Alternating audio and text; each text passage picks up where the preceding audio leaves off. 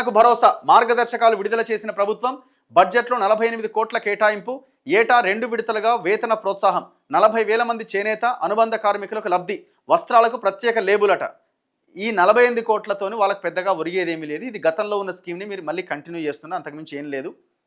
మేము అనేది ఏంటంటే చేనేత సహకార సంఘాలని పెద్ద ఎత్తున ప్రోత్సహించండి. పెద్ద ఎత్తున ఆ టెస్కో లాంటి వాటికి ప్రోత్సాహకాలు అందించి వాళ్ళ జీతాలను మీరే భరించి దాన్ని ఇంకా పైకి తీసుకొచ్చే ప్రయత్నం చేయండి.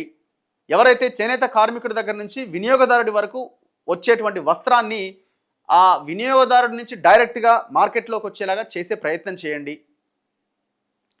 12-13 సంవత్సరాలుగా చేనేత సహకార సంఘాలకు ఎన్నికలు లేవు. ఇది చాలా దుర్మార్గం.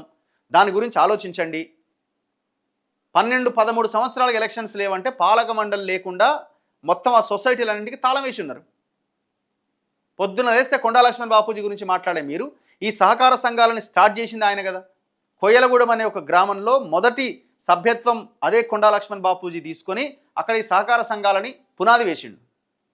మరి ప్రతి జయంతికి వర్ధంతికి దండలేసే మీరు ఆ కొండా లక్ష్మణ్ బాపూజీ ప్రారంభించిన ఈ చేనేత సహకార సంఘాల నిర్వీర్యం కోసం కదా మీరు పనిచేస్తున్నారు. పోయిన గవర్నమెంట్లో కేసీఆర్ ఎలక్షన్స్ పెట్టలే, మీరు వచ్చి సంవత్సరంన్నర అయితే మరి మీరెందుకు ఆ పని చేయట్లే? ఇట్లా మనం చెప్పుకుంటూ పోతే వాళ్ళ సమస్యలు అన్నీ కావు. వ్యవసాయ రంగం తర్వాత అతిపెద్ద రంగం చేనేత రంగం, కానీ దాన్ని పూర్తిగా నిర్వీర్యం చేసి పడేసినారు. నేను ఇంకొకటి ఏమంటున్నంటే ఈ సంఘాలు కూడా ఈ యూనియన్ నాయకులు కూడా మీరు రోడ్డు మీదకి వచ్చి కొట్లాడాలి. పోరాటం చేయకపోతే దీనికి పరిష్కారం దొరకదు.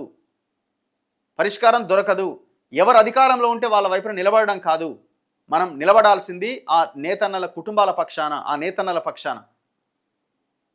ఇది మీరు రోడ్డు మీదకి వచ్చి కొట్లాడితే ఎందుకు ఎలక్షన్స్ పెట్టారు?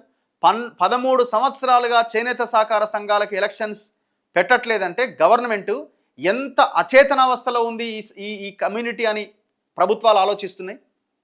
వీళ్ళకి ఎంత అన్యాయం చేసినా వీళ్ళు సైలెంట్గా ఉంటారు అనే అభిప్రాయం ప్రభుత్వంలో, రాజ్యంలో ఉన్న వాళ్ళ మీద వాళ్ళకున్నది.